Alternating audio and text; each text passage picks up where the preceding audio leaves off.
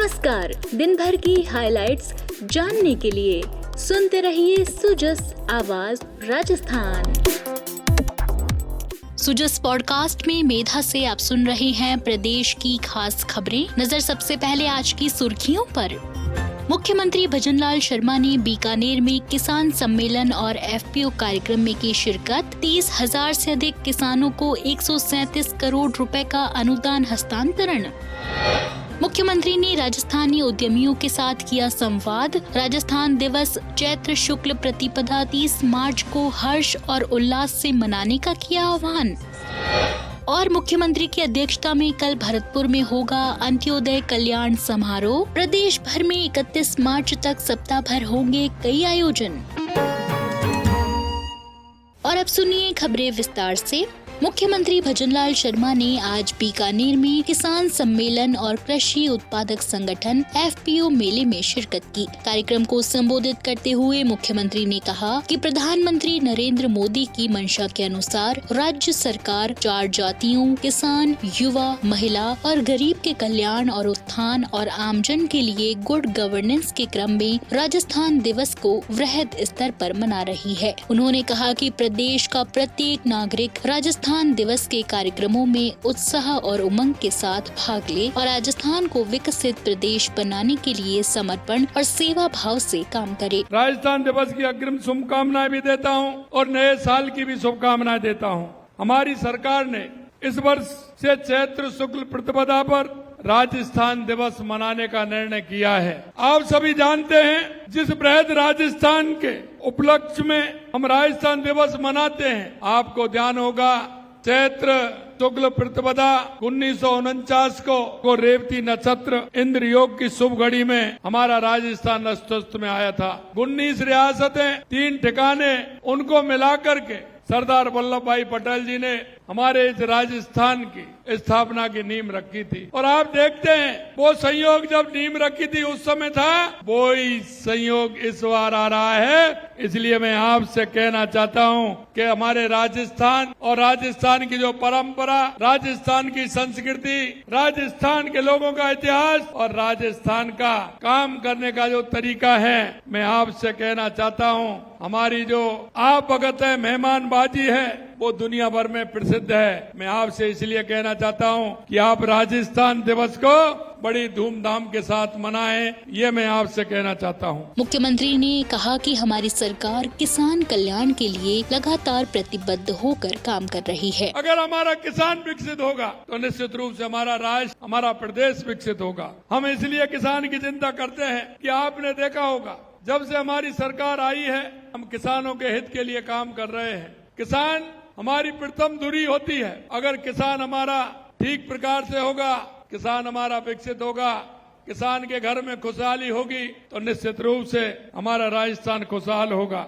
मुझे गर्व है कि देश के यशस्वी प्रधानमंत्री नरेंद्र मोदी जी के नेतृत्व में भारत सरकार आपके जीवन को बेहतर बनाने के लिए निरंतर प्रयास कर रही है। उसके साथ हमारी राज्य सरकार यानी कि डबल इंजन की सरकार किसान के लिए काम कर रही है। सरकार ने किसान उत्पादक संगठन को बढ़ावा देने के लिए माननीय प्रधानमंत्री जी द्वारा 10,000 एफपीओ गठन के लिए 2020 में यह योजना शुरू की थी। यह किसान उत्पादक संगठन छोटे और सीमांत किसानों को बढ़ावा देने का काम करेंगे। इसी तरह से हमारा सपना सिर्फ कृषि विकास नहीं, कृषि गौरव है। हम चाहते हैं कि राजस्थान का किसान देश में नहीं, दुनिया भर में आदर्श बने।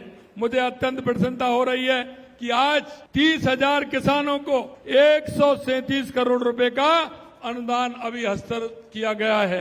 और मैं कहना चाहता हूं कि आपके सम्मान और समर्थन के लिए हमारी सरकार पूरी तरह से तैयार है।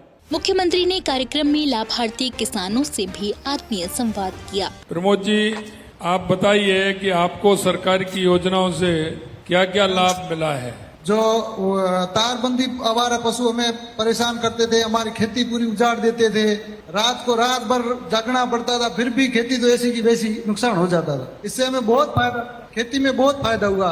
आपकी सरकार का और प्रशासन का धन्यवाद करता हूँ, जो आपने ऐसी योजनाएं लाई, इससे हमें बहुत फायदा मिला। आगे भी आपसे आशा करते हैं कि ऐसी योजना लाते रहे, इससे हमें बहुत फायदा मिला।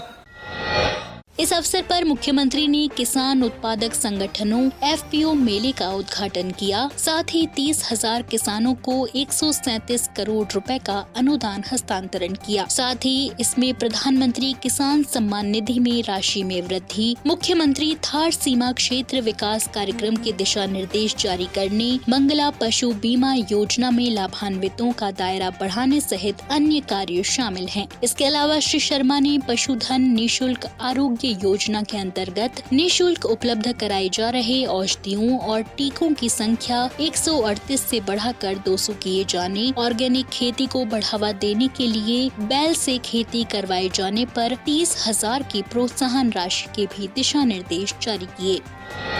मुख्यमंत्री भजनलाल शर्मा ने कल मुख्यमंत्री निवास पर राजस्थानी उद्यमियों के साथ आत्मीय संवाद किया। मुख्यमंत्री श्री शर्मा ने प्रवासी राजस्थानियों से देश विदेश में राजस्थान दिवस यानी चैत्र शुक्ल प्रतिपदा 30 मार्च को हर्ष और उल्लास से मनाने का आह्वान किया। उन्होंने कहा कि हमने सनातन संस्कृति को सम्मान देते हुए इस बार से राजस्थान दिवस अंग्रेजी कैलेंडर के स्थान पर भारतीय पंचांग की तिथि नव संवत चैत्र शुक्ल प्रतिपदा को मनाने का अहम फैसला किया है। मुख्यमंत्री ने कहा कि हमारी सरकार राजस्थान दिवस के उपलक्ष्य में सप्ताह भर यानी 25 मार्च से 31 मार्च तक प्रदेश में कई आयोजन कर विभिन्न वर्गों को सौगातें दे रही है। इसी क्रम में राजस्थान दिवस पर देवस्थान विभाग के अधीन मंदिरों में विशेष आरती का आयोजन भी किया जाएगा।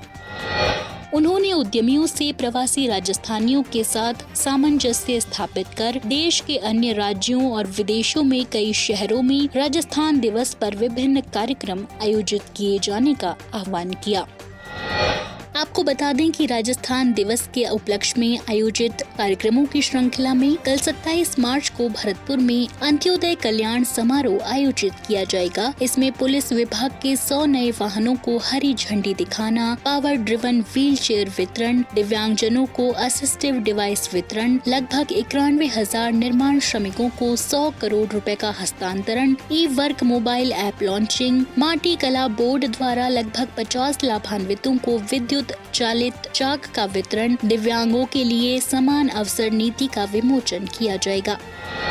इसी क्रम में 28 मार्च को भीलवाड़ा में विकास एवं सुशासन उत्सव का आयोजन होगा। साथ ही प्रत्येक जिले में पंच गौरव बुकलेट का विमोचन, 3,317 करोड़ रुपए के कार्यों का शिलान्यास और 2,088 करोड़ रुपए के कार्यों का लोकार्पण, पत्रकारों के हेल्थ कवरेज योजना का विमोचन, फायर NOC प्राप्त करने की प्रक्रिया के सरलीकरण के आदेश, राजस्थान संपर्क 2.0 पोर्टल का शुभारंभ और चिकित्सा ऐप भी लॉन्च किया जाएगा। इसी प्रकार 29 मार्च को जयपुर में अमर जवान ज्योति पर run for fit Rajasthan event का आयोजन किया जाएगा। साथ ही कोटा में आयोजित युवा एवं रोजगार उत्सव में लगभग 7,000 नियुक्ति पत्रों का वितरण और जिला मुख्यालय पर रोजगार मेले और प्लेसमेंट शिविर का आयोजन किया जाएगा। इसके साथ ही 30 मार्च को प्रदेश के प्रत्येक जिले में सांस्कृतिक कार्यक्रम आयोजित किए जाएंगे। जयपुर के अल्बर्ट हॉल में आयोजित सांस्कृतिक कार्यक्रम में बच्चों द्वारा मांगनियार प्रस्तुति, कथक और लोक नृत्यों की फ्यूजन प्रस्तुति दी जाएगी।